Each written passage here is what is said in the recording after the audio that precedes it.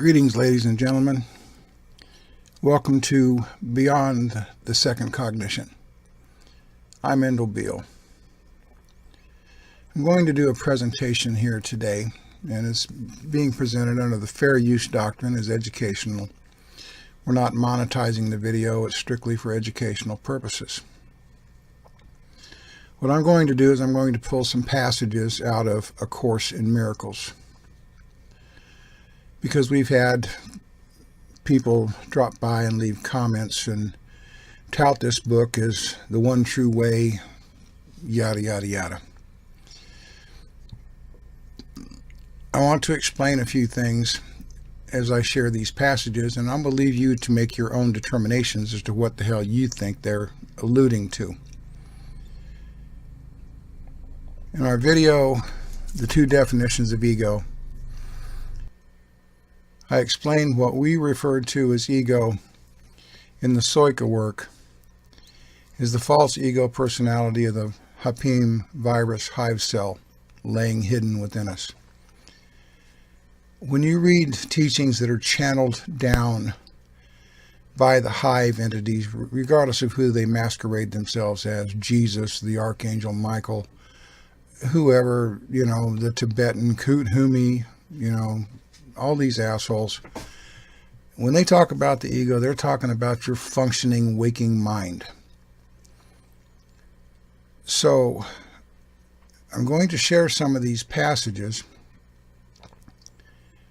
and I want you to realize that when they're talking about ego problems, they're talking about your waking self, the consciousness that you navigate through the world as a human being.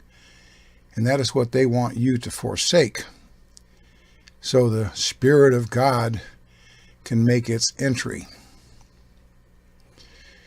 To show you that this is all hive indoctrinated spiritual hogwash, one passage here from page 132 out of the Course in Miracles says, "When you meet anyone, remember it is a holy encounter. As you see him, you will see yourself. For in him you will find yourself or lose yourself." Well, let's take some enigma off of that. I've got a hive cell in me and you've got a hive cell in you. So when we come together, those hive cells, that makes it a holy encounter. And when your hive cell sees his hive cell, they see themselves because they're the same damn thing. Hive cells. The duplicate is the next, other than the personality they're presently in the business of stealing.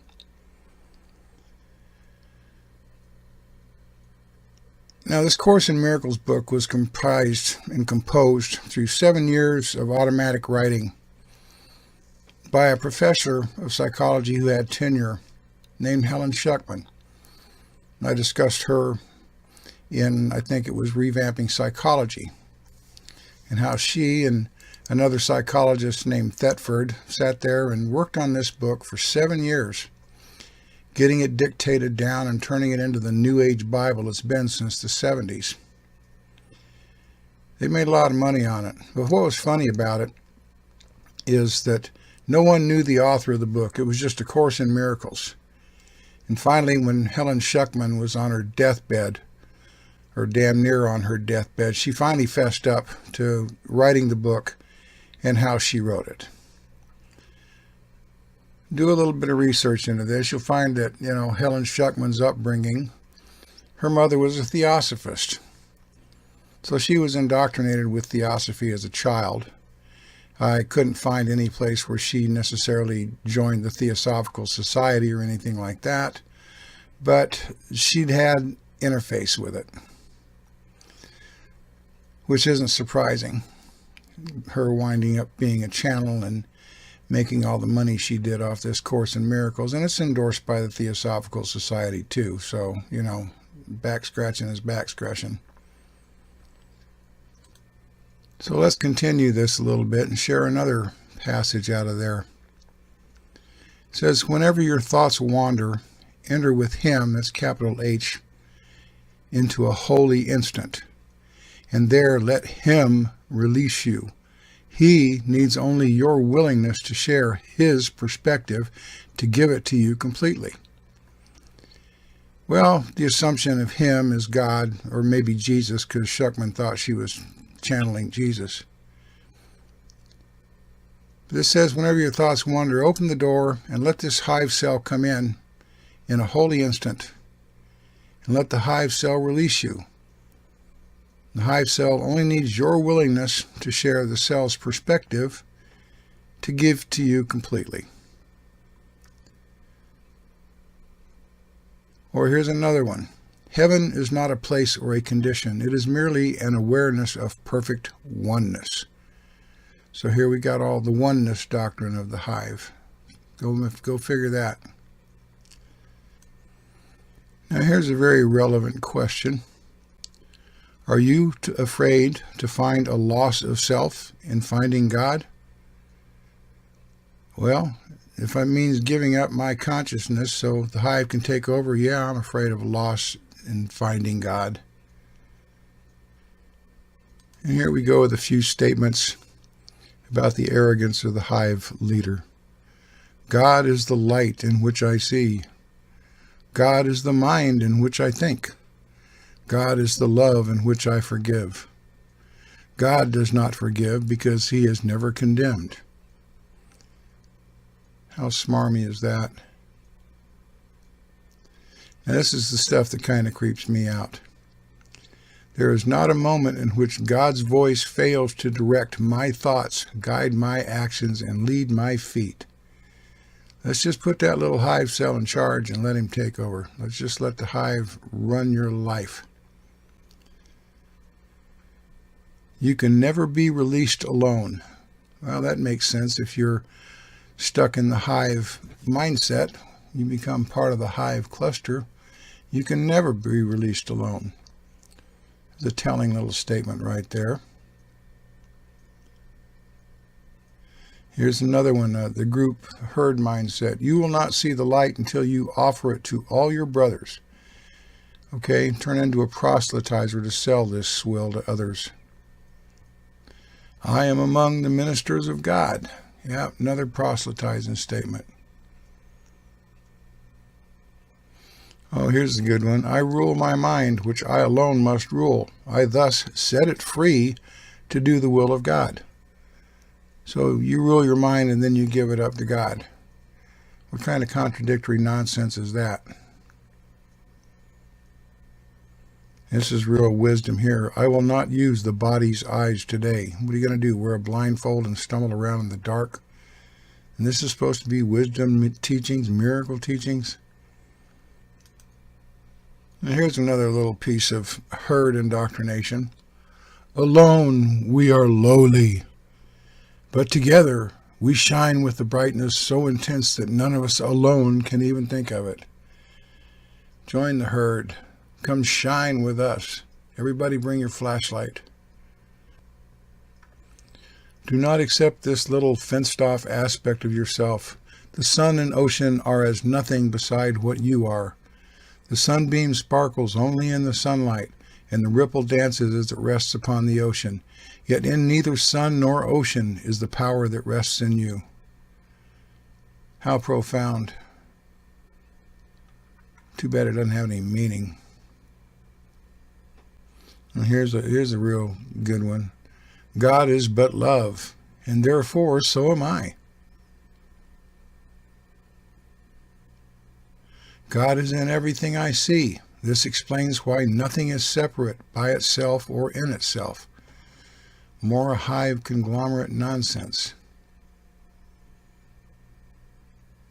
God's will for you is perfect happiness. Why should you choose to go against his will? Now, this one's very revealing so far as talking about the hive to the hive cells. God will never decide against you, or he would be deciding against himself. Well, since they're all hive cells, that's a truthful statement. But how many readers of this Course in Miracles book understand the real meaning behind this? Telling the truth in plain sight, but not letting anybody understand what they're talking about. And here's another good one. I am in the likeness of my Creator. I cannot suffer. I cannot experience loss, and I cannot die. I am not a body. Love created me like itself. Okay, so that's the brag statement of a hive cell. I'm the likeness of the Creator. I'm a hive spinoff of the old hive daddy. Oh, and here's another one. I will direct you to wherever you can truly be helpful and to whoever can follow my guidance through you. Give up yourself and let the hive lead you. It is impossible to see what you do not believe. Well, I wonder how many people have seen the grand almighty poobah of the light. I was looking for one in particular that really summed it all up.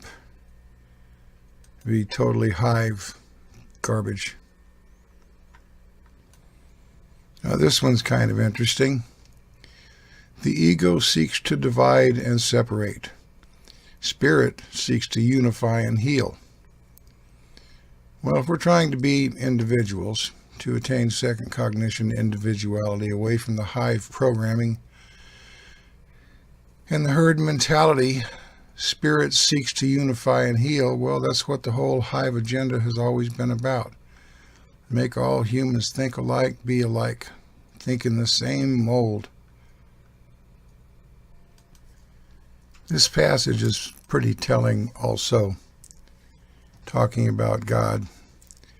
He makes no distinction in what is himself and what is still himself. What he creates is not apart from him, and nowhere does his Father end that the Son begins as something separate from him. The Son is the extension of God within the Godhead, a oneness joined by one. Okay, well, it's not created apart from him because the hive consciousness is always connected to the hive intelligence. So right there, that passage is telling you that we're dealing with hive shit.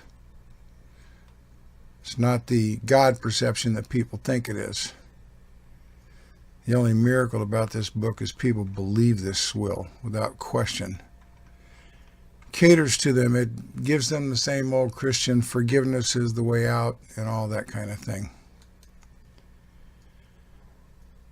One other thing I want to cover in this, since I'm in the business of revealing things, is the noted mystical occultic philosopher's stone. Supposedly, as the legend goes, it was supposed to give people the power to turn lead into gold through alchemy. But there are others that say that it's a spiritual quality, to where one can be tempered to transcend to God. What is said of the philosopher's stone is that it's all around the earth. It's everywhere and it's nowhere. And only the elect will find the stone. So let's analyze this little mystery here. It's all around the earth. Let's see. Every human is infected with a hive virus. So the philosopher's stone, as the hive virus, is all around the earth. It's everywhere and it's nowhere. It's in everybody, but nobody can find the hive. It's invisible, undetectable. But only the elect can find it, find their way to God.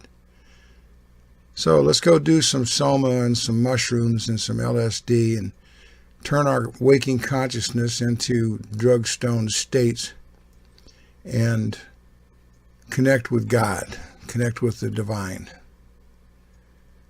That's your philosopher's stone.